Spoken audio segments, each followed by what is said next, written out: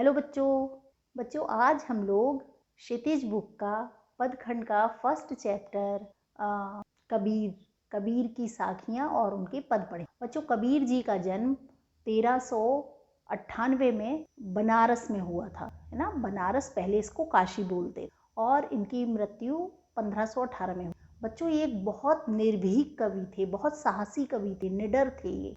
क्योंकि जिस पीरियड में ये हुए थे ना, उस वक्त जातिवाद, सामाजिक कुरीतियां और जो धर्म था, धर्म के आडंबर थे, वो अपने पीक पर थे। और इन्होंने हिंदू और मुसलमान दोनों को इनके आडंबरों के लिए, इनके पाखंडों के लिए हिंदू मुसलमान दोनों को ही समान रूप से लताड़ा कि हमें सच्ची भक्ति करनी चाहिए, ना कि दिखावा करनी चाहिए, ना कि हमें जो सामाजिक आडंबर हैं वो करने चाहिए। इनका वो जमकर विरोध करते।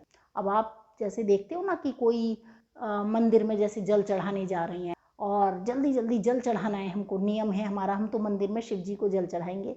रास्ते में कोई हेल्प के लिए आपको बोल रहा है, बहुत उसे आपकी हेल्प की ज़रूरत है, लेकिन आप उसको इग्नोर कर देते हो। और क्योंकि आपको मंदिर जाना है, आपको लेट हो रहा है, और आप उसकी हेल्प ना करके पहले मंदिर बंद ना हो जाए या हमें लेट ना हो जाए, हम मंदिर जा रहे हैं, आप मंदिर चले जाते हो, जल चढ़ा कर आ जाते हो, भगवान को शीश नवाते हो, पूजा करते हो कि हम कितने बड़े आपके भक्त हैं, हम कितनी भक्ति करते हैं, पूजा करते हैं। लेकिन आप बताओ, आप सब लोग मुझे कमेंट करके बताओ, क्या ये भक्ति है?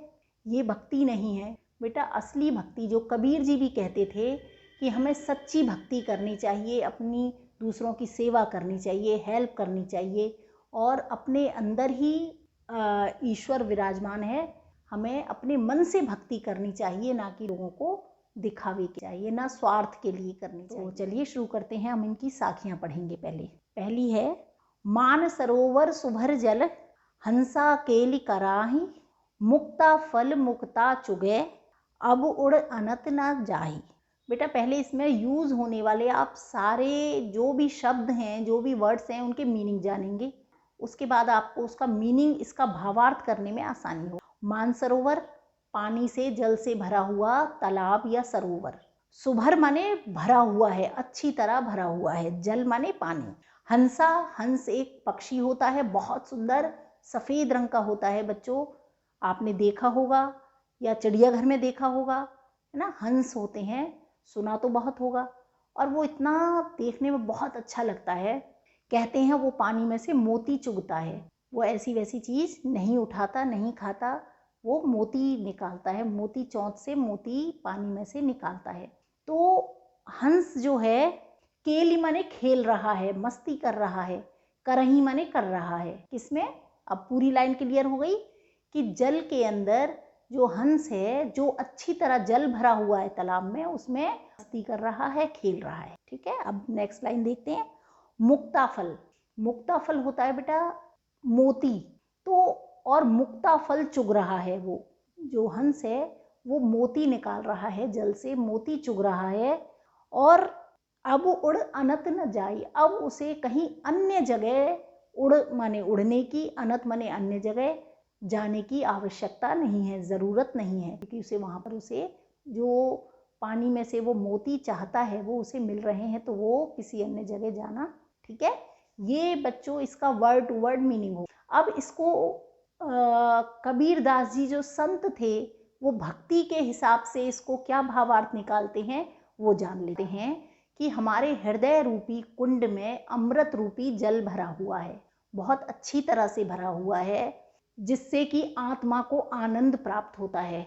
जो भक्ति करता है ना, तो उसके जल का मतलब है कि उसके हृदय में भगवान रूपी जो आनंद है, जो वो इस बात पर, अपनी बात पर जोर देते हैं कि हमारे अंदर ही परमात्मा का वास है, हमारी आत्मा में ही परमात्मा का वास है, हमें ईश्वर को अपने अंदर ही ढूंढना चाहिए। इसलिए वो कहते हैं कि हमारे हृदय रूपी कुंड में जो आनंद रूपी जल भरा हुआ है, और उसमें साधक जो साधना करता है, जो भक्त है, जो पूजा करता है, जो भक्त है, वो क्रीड़ा करता है, मतलब खेलता है। खेलता कैसे है?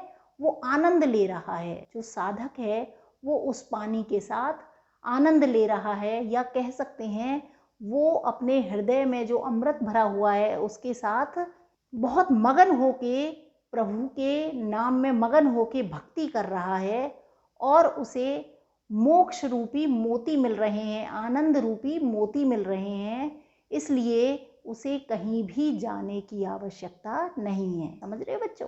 कहीं भी जाने की मतलब मंदिर, मस्जिद और तीर्थ स्थलों पे कहीं भी जाने की आवश्यकता नहीं है।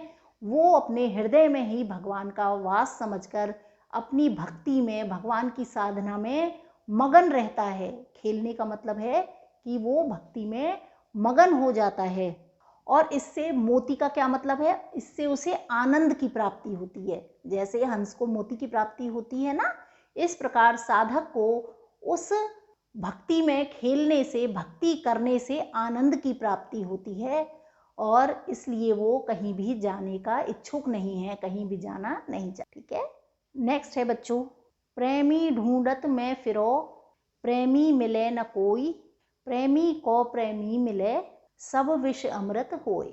अब इसमें फिर हम इसके वर्ड्स देखते हैं। प्रेमी मतलब प्रेमी, जो प्रेम करता है। ढूंढत मतलब ढूंढते हैं।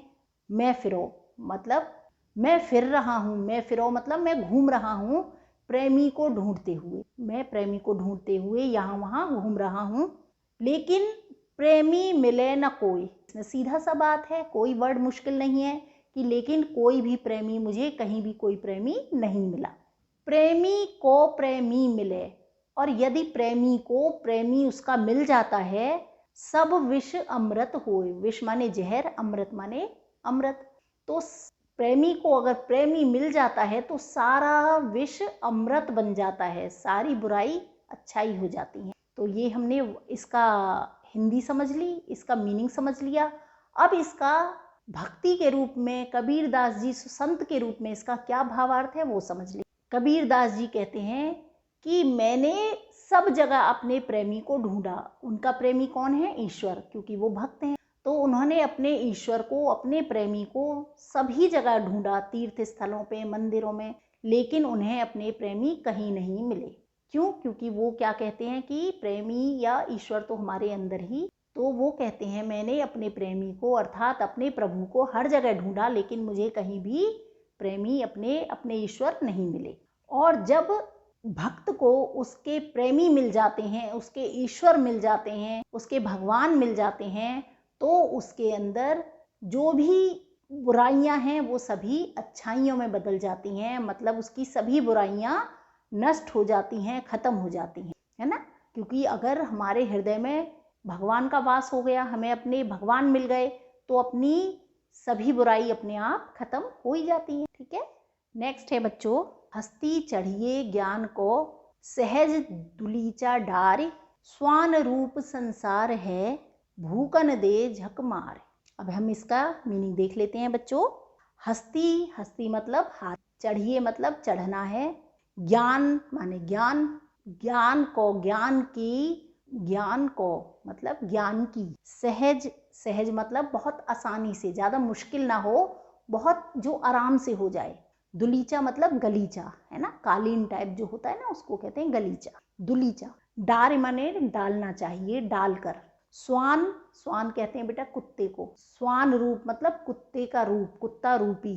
संसार, संसार माने दुनिया है। भूकन दे मतलब कुत्ता भौंकता है ना, तो भौंकने दो। झकमार, झकमार तो आप समझते हो कि ये झक मार रहा है, मतलब जो परेशान होके, उसको कहते हैं झक मारना, तो आप समझते हो। अब इसका हम कबीर दास जी के जो भाव है भक्ति वाला, उसमें समझते हैं क्या मतलब है। कबीर दास जी कहते हैं कि हमें ज्ञान रूपी हाथी पर चढ़ना चाहिए, है ना। इसका मतलब समझ रहे हो आप कि ज्ञान को प्राप्त करना चाहिए। ज्ञान रूपी जो हाथी है, हमें उस पर चढ़ना चाहिए।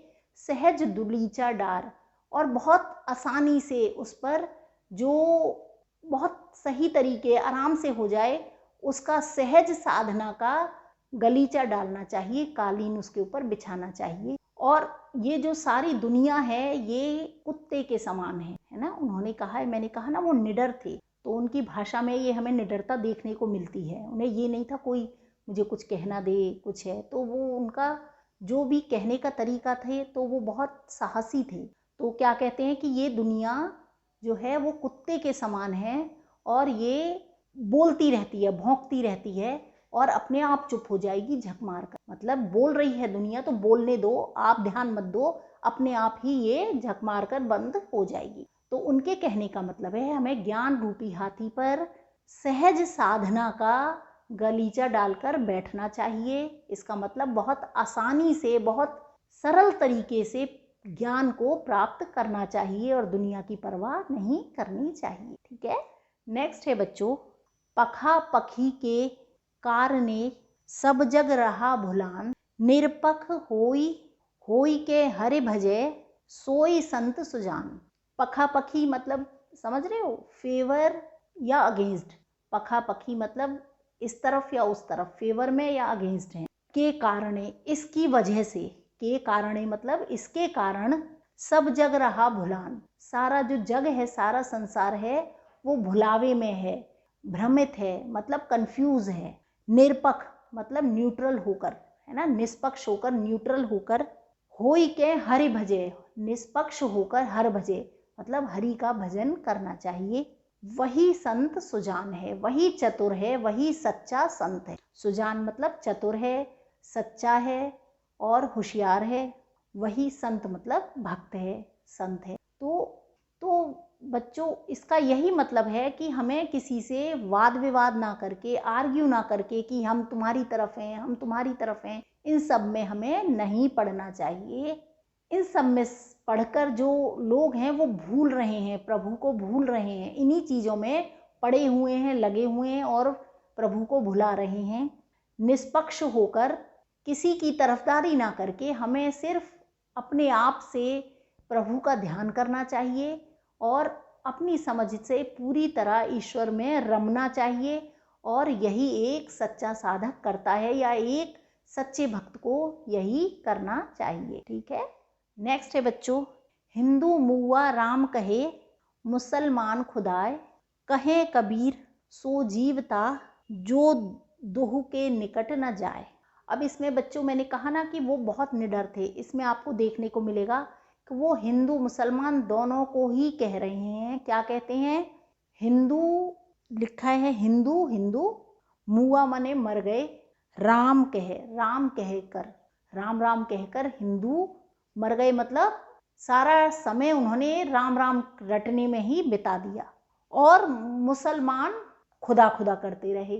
कहें कबीर सो जीवता, कबीर दास जी कह रहे हैं कि वही जीवता है, वही मनुष्य जीवित है, या उसी में समझ है। जीवता का मतलब ये नहीं कि वो जिंदा है या डेड है, वो मतलब नहीं है। जीवता मतलब उसको समझ है इतनी कि क्या सही है, क्या करना है, क्या नहीं करना है ना। तो कितना समझदार है वो, कितनी चीज़ें जानता है, कितना भ्रम में नहीं है, किसी तरह कंफ्यूज नहीं है। उसको कहा है कि वो जीवता है। जो दुहु, दुहु मतलब दोनों, के निकट मतलब पास, न जाए मतलब नहीं जाता। जो दोनों में से राम या खुदा दोनों के निकट नहीं जाता, वही सच्चा और समझदार है। अब इसका हम भाव समझेंगे, ये हमने इसका मीनिंग समझा, कोई मुश्किल वर्ड नहीं है। इसमें कबीरदास जी का मतलब है कि हिंदू लोग सिर्फ सच्ची भक्ति ना करके सिर्फ राम राम राम राम रटते रहते हैं कि हम राम को मानने वाले हैं और मुसलमान हम खुदा को मानने वाले हैं। इसी बहस में पड़े हुए हैं और उन्हें सच्ची भक्ति से ज़्यादा मतलब नहीं है, ईश्वर की प्रार्थना आराधना से मतलब नहीं है, सिर्फ राम और खुदा के चक्कर में पड़े हुए हैं।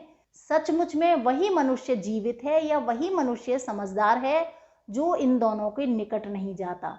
इन दोनों के निकट का मतलब है खुदा और राम के पचड़े में नहीं पड़ता, या जो हिंदू मुसलमान होने के झगड़े में नहीं पड़ता। वही सच्चा भक्त है जो इन सब से दूर होकर, राम और खुदा से दूर होकर, मतलब दूर का मतलब है कि इनकी लड़ाइयों से, इनके वाद विवाद से दूर होकर सच्ची भक्ति करता है, वही सच्चा साधक। ठीक है। नेक्स्ट है बच्चों, इसी से मिलता जुलता है, ये पढ़ेंगे हम। काबा फिर काशी भया, राम ही भया रहीम, मोट चून मैदा भया बैठ कबीरा जीन। अब इसमें क्या कहते हैं, पहले वाली साखी में हमने बच्चों पढ़ा कि हिंदू लोग राम राम करते रहते हैं, मुसलमान जो हैं वो खुदा खुदा करते रहते हैं। उन्हें भक्ति से, सच्ची ईश्वर की प्रार्थना से कोई मतलब नहीं है, उन्हें बस धर्म को लेकर झगड़ना आता है। इसमें वो कह रहे हैं, इसमें इसका उल्टा है कि सच्चा भक्त कौन है। सच्चा भक्त कौन है, पहले हम इसका मतलब समझेंगे, फिर उनका भाव क्या है वो समझेंगे। तो इसका मतलब क्या है बच्चों, काबा क्या है, काबा जो मुसलमान है बेटा उनका तीर्थ है, एक जगह है जहाँ काबा बोलते हैं मुसलमानों का। और फिर काशी भया, घूम कर या बदल कर, काशी माने बनारस है ना, काशी पहले हिंदुओं का तीर्थ है ना, पहले काशी बोलते थे, अब वाराणसी बोलते हैं, जहाँ पर विश्वनाथ मंदिर है ना। अभी आपने सुना ना, अभी अभी उसका उद्घाटन हुआ था, उसको काफ़ी रिनोवेट करके, मैं तो नहीं गई, आप कभी जाओ तो ज़रूर देखना, बहुत अच्छा मंदिर है। और उसमें काफ़ी कंस्ट्रक्शन होके वो दोबारा से उसका अभी उद्घाटन हुआ था, पता नहीं कैसे क्या रिनोवेशन हुआ है। पहले वो बहुत पुराना मंदिर था, तो उसको नए तरीके से, बहुत लोग जाते हैं ना बेटा, तो उसके अकॉर्डिंग उसमें चेंजेस भी किए हैं। मैं नहीं जा पाई, मेरा बड़ा मन है जाने का, आप लोग भी जाना।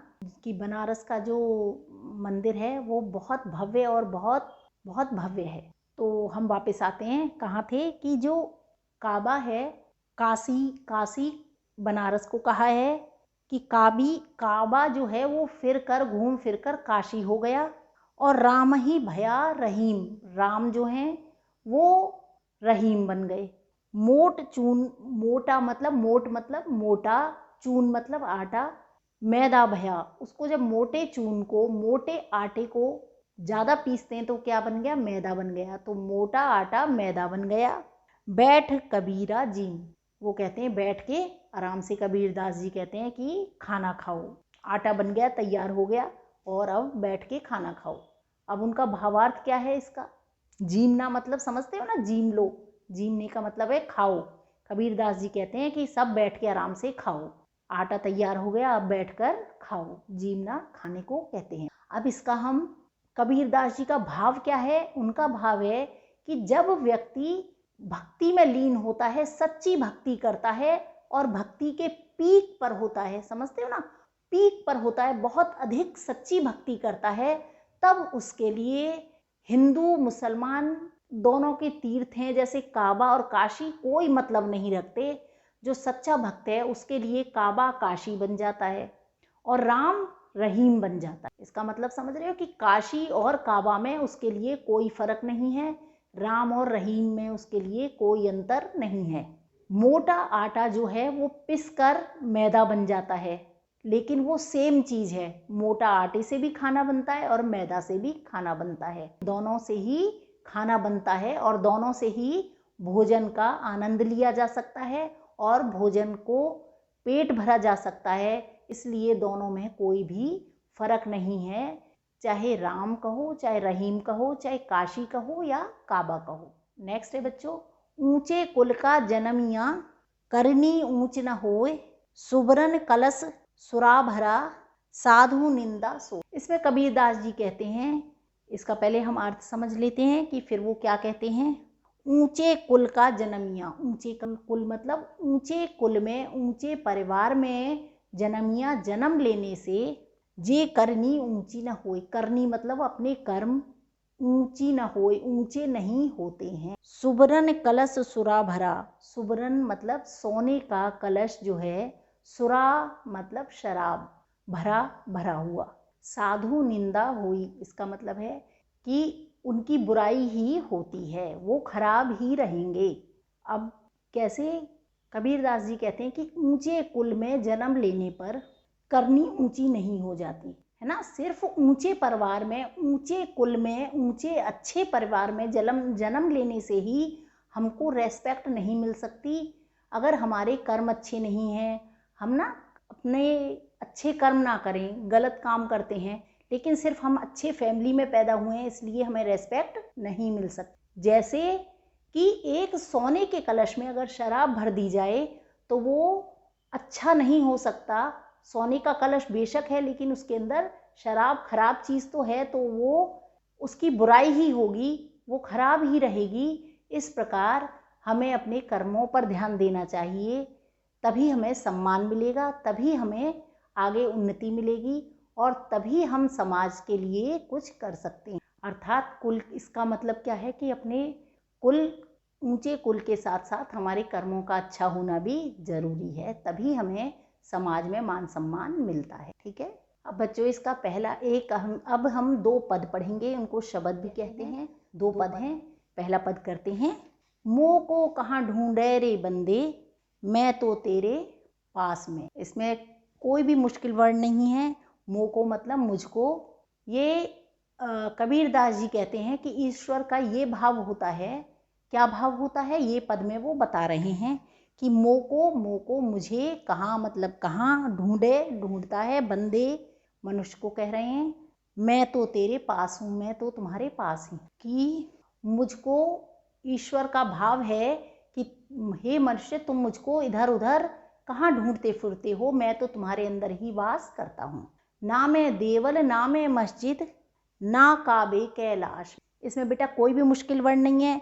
ना तो मैं देवालय में या मंदिर में मिलता हूँ, ना मैं मस्जिद में मिलता हूँ, ना काबे कैलाश में। मैंने बताया ना, काबा उनका तीर्थ स्थल है मुसलमानों का, तो ना मैं काबा में मिलूंगा और ना मैं कैलाश में वास करता हूँ। ना तो कौने क्रिया कर्म में, नहीं योग वैराग में। और कह रहे हैं कि ना मैं आपको किसी क्रिया कर्म करने में कि हवन कर लो, यज्ञ कर लो, आज पूजा बिठा लेते हैं, इन सब से मेरी प्राप्ति नहीं हो सकती। और ना ही तपस्या, योगी हैं जो कई कई साल तपस्या कर रहे हैं, योग साधना कर रहे हैं, मेरी प्राप्ति इससे भी नहीं हो सकती। इस तरह भी मुझे नहीं पाया जा सकता। खोजी होए तो तुरंत ही मिले हैं, पल भर की तलाश में। अब कह रहे हैं कि इस तरह तो मैं नहीं मिलूंगा। जो खोजी हैं, जो मुझे सच्चे चाहने वाले हैं, उनको मैं तुरंत मिल जाता हूँ। तुरंत मिले हैं, तुरंत मिल जाता हूँ, पल भर की तलाश में। सिर्फ पल भर की तलाश करें वो सच्चे मन से, अगर मेरे अपने अंदर झांके तो मैं तुरंत ही मिल जाता। कहें कबीर सुनो भाई साधो, सब श्वासों की सांस। इन्होंने पूरे पद का सार बता दिया ना 2 लाइनों में, कि अगर कोई सच्चा खोजी, मुझे चाहने वाला सच्चा खोजी है, उसे मैं पल भर में मिल जाता हूँ, मैं तो उसके अंदर ही हूँ। तो कबीरदास जी कह रहे हैं, कहत कबीर सुनो भाई साधो, कि सभी संत सभी भक्तजन सुनो कि प्रभु तो हमारी हर सांस में मौजूद हैं। ठीक है। तो बच्चों अब हमने इसका नेक्स्ट पद और करेंगे। तो बच्चों अब हम करेंगे कबीरदास जी का सेकंड पद। ठीक है। ओके, तो चलो शुरू करते हैं। बेटा इस पद में कबीरदास जी क्या बता रहे हैं, ये मैं आपको बता देती हूँ कि किस प्रकार ज्ञान से, ज्ञान का आभास होने पर, हमें ज्ञान हो जाने पर हमारे मन की सभी बुराइयां नष्ट हो जाती हैं, खत्म हो जाती हैं, दूर हो जाती हैं और हमारे मन में भक्ति का और अच्छी बातों का वास हो जाता है। ठीक है, चलो शुरू करते हैं। हम पहले वही एक एक लाइन पढ़ेंगे, उसमें जो भी मुश्किल वर्ड्स हैं उनके मीनिंग जानेंगे और उसके बाद उसका भावार्थ निकालेंगे। ठीक है। संतों भाई आई ज्ञान की आंधी। संतों, सभी संत लोगों को बोला गया है। आई, आ रही है, ज्ञान, ज्ञान माने ज्ञान की आंधी। तो सभी संतों को कह रहे हैं कबीरदास जी की, सभी संतों को कह रहे हैं कि भाई ज्ञान की आंधी आ रही है। ज्ञान की आंधी आने से क्या होगा, हमारी सभी बुराइयों का नाश हो जाएगा। हमारे मन से जो मोह माया स्वार्थ की जो भी बुरी भावनाएं हैं, जो भी हमें सांसारिक लोभ मोह जकड़े हुए हैं, वो सभी ज्ञान की आंधी से नष्ट हो जाएंगे, उड़ जाएंगे। नेक्स्ट लाइन है, भ्रम की टाटी सबे उड़ानी, माया रहे न बांधी। बच्चों इसमें क्या वर्ड है, भ्रम माने कंफ्यूजन। भ्रम में कि ये हो या ये हो, तो भ्रम मीन्स कंफ्यूजन। भ्रम की टाटी, टाटी कहते हैं बेटा टेम्परेरी हाउस, जो होता है ना झोपड़ी। आपने गांव में कभी गए हो, देखी है झोपड़ी? मुझे कमेंट करके बताओ किस किस ने झोपड़ी देखी है। वो बेटा घास फूस की बनी हुई और लकड़ी के पिलर और सपोर्ट से बनी हुई एक टेम्परेरी हाउस होता है, जिसको छप्पर भी बोलते हैं। तो कबीरदास जी कहते हैं टाटी के बाद सबे उड़ानी, मतलब भ्रम की झोपड़ी है वो उड़ जाती है। कब? जब ज्ञान की आंधी आती है। माया रहे न बांधी। माया किसको कहा गया है?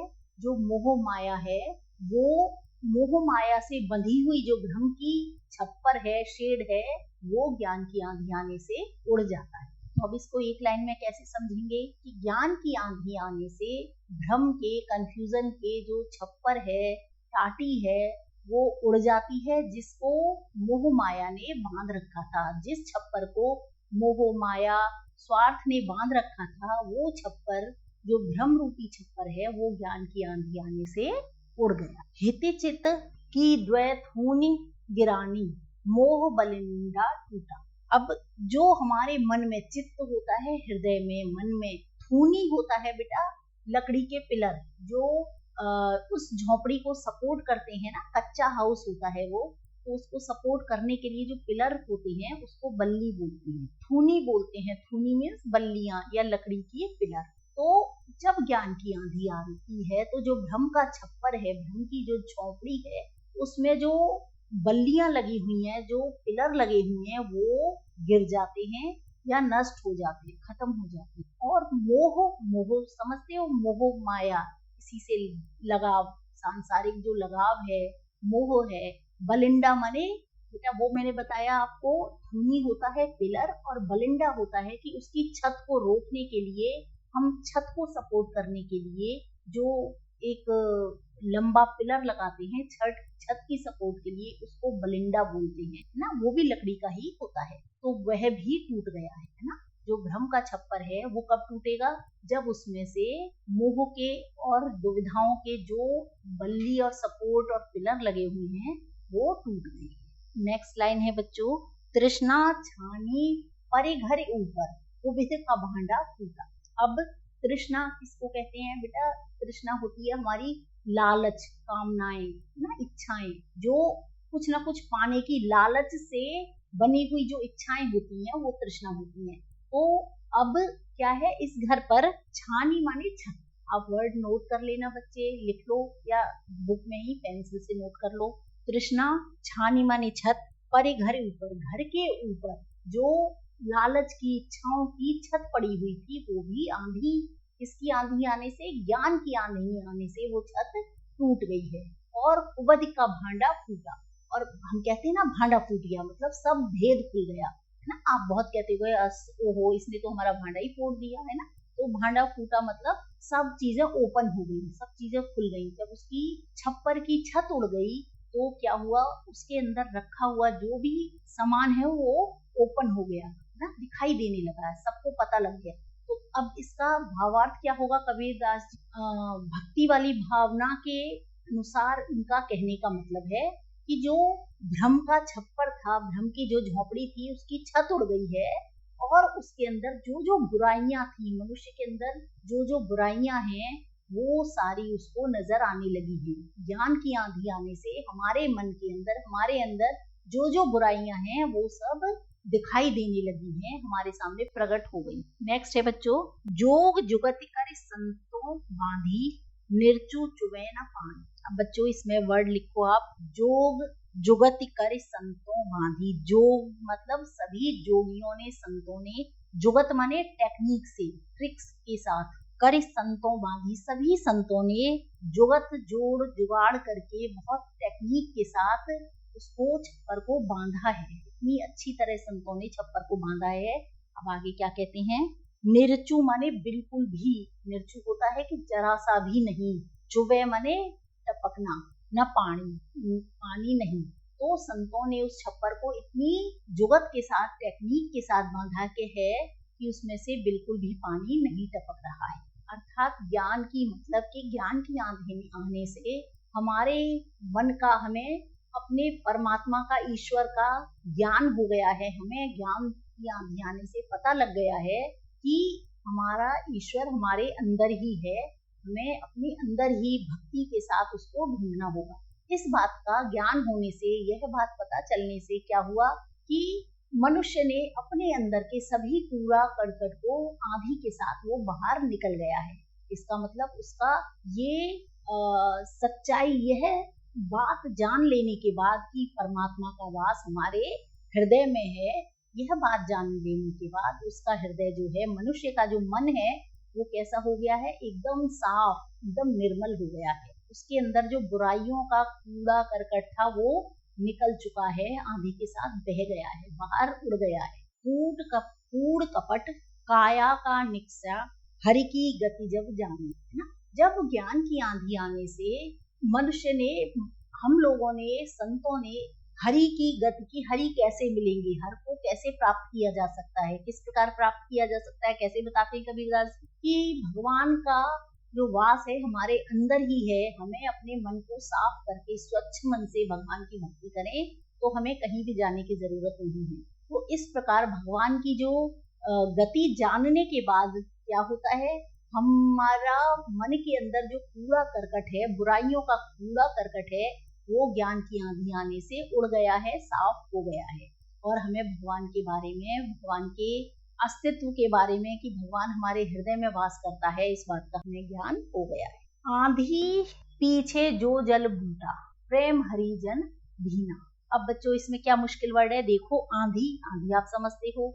यहाँ पर बच्चों एक बात और बताऊं कि ज्ञान की आंधी कहा है, ज्ञान की हवा नहीं कहा है ना, क्योंकि हवा से कोई बड़ा परिवर्तन नहीं होता है। और जब आंधी आती है तो क्या होता है, तभी चीजें उड़ती हैं। हवा में कभी आपने देखा है गमले गिर गए, आप देखते हो आंधी आता है गमले गिर जाते हैं, शेड उड़ जाते हैं, है ना, हमारे कपड़े उड़ जाते हैं। तो ये चेंज कब आता है, जब आंधी आती है। तो इसी प्रकार हमारी बुराइयां कब नाश होगा, हमारी बुराइयां कब खत्म होंगी, जब आंधी आएगी। हवा के आने से कुछ भी चेंज नहीं होता। इसलिए कबीरदास ने हवा की बजाय ज्ञान की आंधी को आने की बात कही है। अब कहते हैं आंधी के पीछे, आंधी के बाद, हमेशा आपने देखा है आंधी आती है फिर उसके बाद बारिश होती है, होता है ना ऐसा। तो आंधी के बाद जब बारिश आती है, जब जल बरसता है, जो जल माने पानी, बूटा माने बरसना, तो जब आंधी के बाद जल बरसता है, प्रेम हरिजन, तो ज्ञान की आंधी आ गई और उसका जो बाद में पानी बरसता है, उससे जो मनुष्य है उसका मन जो है भीग जाता है। हरिजन मतलब हरि को प्रेम करने वाले सभी भक्त, सभी संत जन जो हैं, उनका मन इस प्रेम रस में भीग कर निर्मल हो जाता है, भगवान की भक्ति में लीन हो जाता है, भगवान के जो ईश्वर की भक्ति में, उनके सत्संग में डूबा रहता है। पानी में आने से वो मन उसमें भीग जाता है। कहें कबीर भान के प्रगटे उदित भयातन कम खीना। अब कबीरदास जी कहते हैं कि भान, भान कहा है बेटा सूरज को, के प्रगटे, प्रगटे माने प्रकट होना, उदय होना, निकलना, उदित उदय होना ना। कबीरदास जी कहते हैं कि भान के, सूरज के प्रकट होने पर, उदित होने पर भयातम हो गया है, तम माने अंधेरा, क्षीणा माने कम हो गया है, क्षीण हो गया है, खत्म हो गया है। तो जिस प्रकार सुबह सूर्य निकलने पर अंधेरा खत्म हो जाता है ना, उजाला हो जाता है, उसी प्रकार ज्ञान का सूरज निकलने पर, ज्ञान की प्राप्ति होने पर अज्ञान का अंधेरा खत्म हो जाता है, नष्ट हो जाता है, व्यक्ति ज्ञानवान हो जाता है, उसकी सभी बुराइयां नष्ट। ठीक है, तो चलो बच्चों, उम्मीद है ये साखियाँ और पद आपको समझ आ गए होंगे, और प्लीज़ समझ आ गए हों और पसंद आई हो वीडियो तो लाइक और कमेंट ज़रूर करें।